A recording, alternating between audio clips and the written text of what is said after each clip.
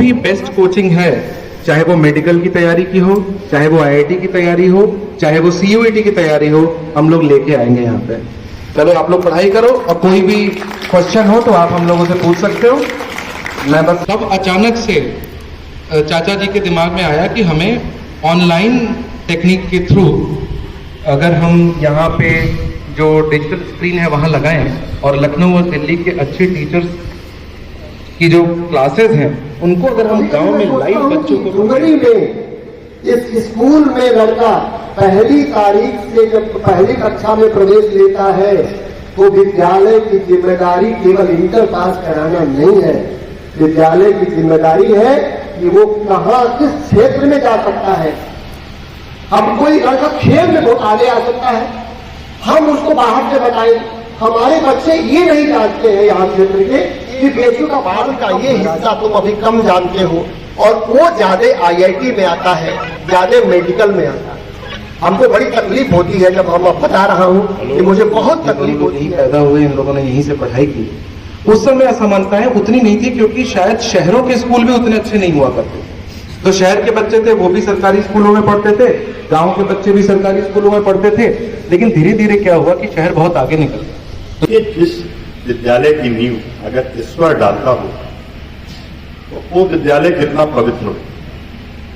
पहली ये विद्यालय खोलने का हमारा कोई सोच नहीं, हम लोगों का कोई विचार। हम लोग आते थे, यहाँ पे रहते थे, चले जाते थे।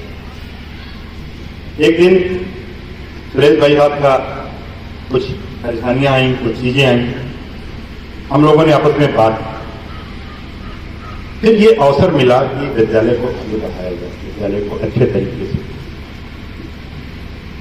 तो ऐसा नहीं था कि हम कोई सोच के आए थे कि विद्यालय चलाएं, लेकिन जब विद्यालय खोलने का अवसर मिला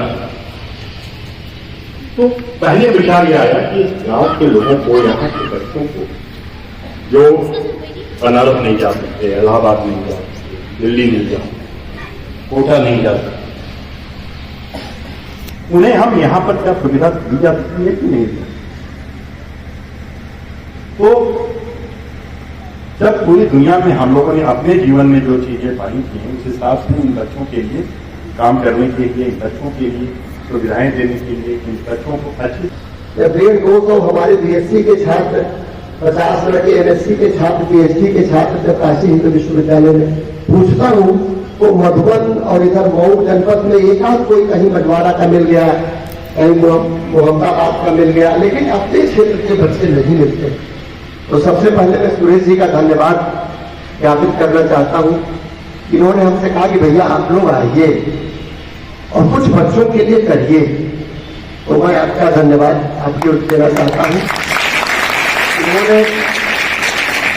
इन्होंने मार्ग दिखाया और उस रास्ते पर हम लोग चल पड़े हैं, और हम विश्वास दिलाते हैं यदि हम लोग आप एक ऐसी योजना लेकर आएंगे, और कक्षा 6 से 12 तक की बात नहीं, कक्षा 1 में जो लड़का आएगा उसकी जिम्मेदारी केवल इंटर पास करने की नहीं है, हम उसको बताएंगे कि बीएचयू में प्रवेश कैसे होगा, हम उसको बताएंगे कि दिल्ली में कैसे प्रवेश होगा, हम उसको बताएंगे कि भारत के आईआईटी में कैसे प्रवेश मिलता है।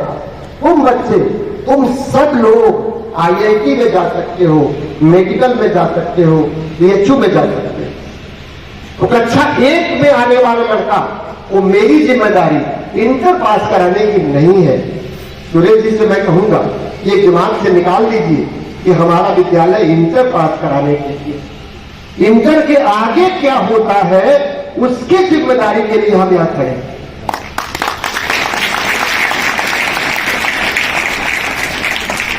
अभी मैं देखता हूं कि जहां जो लड़के महंगी महंगी कोचिंग करके 1-1 लाख रुपया साल में खर्च करके कोचिंग करते हैं, वो हम चाहते हैं कि क्यों नहीं ऑनलाइन वो कोचिंग की सुविधा, आपको फीस देते हैं उसी में से हम आपको कोचिंग की सुविधा दें।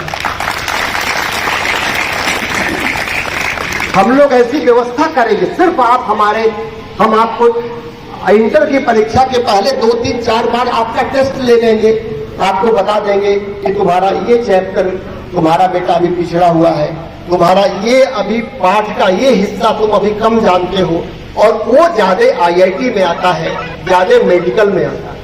हमको बड़ी तकलीफ होती है, जब हम बता रहा हूँ कि मुझे बहुत तकलीफ होती है कि 20 वर्षों से BHU में, जबकि यही BHU में मैं तो यहाँ के इतने बड़े बड़े विद्वान पहाड़ी के कितने लोग अभी एक IAS बने हैं हमारे बरियारपुर के, इन्होंने केवल नाम के लिए यहाँ नाम लिखा दिया, दिल्ली 6-7 साल रहे।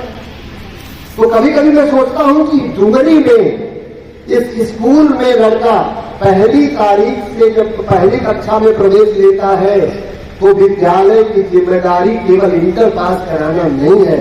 विद्यालय की जिम्मेदारी है कि वो कहाँ किस क्षेत्र में जा सकता है।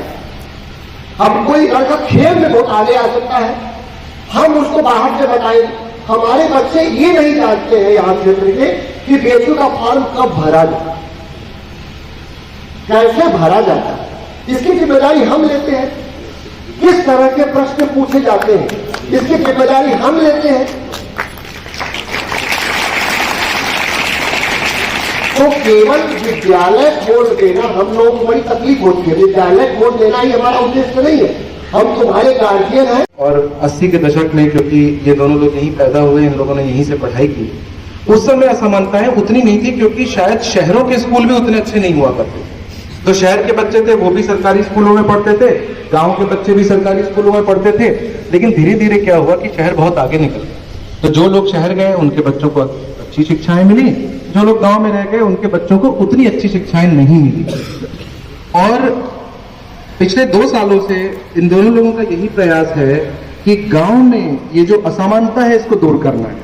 लेकिन समस्या यह है कि शहर का एक अच्छा टीचर गांव में आके क्यों रहे। आप भी कल को बड़े अधिकारी बनोगे, डॉक्टर बनोगे, इंजीनियर बनोगे, तो आप चाहोगे कि आप दिल्ली मुंबई में रहो, आप यहाँ आके क्यों रहना चाहोगे।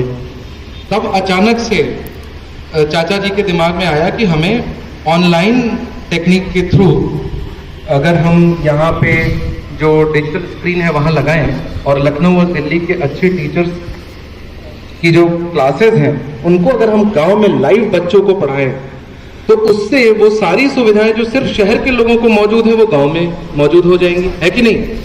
क्या तुम लोग चाहोगे वो चीज? क्या दिल्ली और लखनऊ के टीचरों से पढ़ना चाहते हो आप लोग? तो बस आप हमें पिताजी को और चाचा जी को आप 6 महीने 1 साल का समय दीजिए। जो भी बेस्ट कोचिंग है, चाहे वो मेडिकल की तैयारी की हो, चाहे वो IIT की तैयारी हो, चाहे वो CUET की तैयारी हो, हम लोग लेके आएंगे यहाँ पे। चलो आप लोग पढ़ाई करो, और कोई भी क्वेश्चन हो तो आप हम लोगों से पूछ सकते हो। मैं बस अब इससे ज्यादा धूप में नहीं बैठाऊंगा आप लोगों को।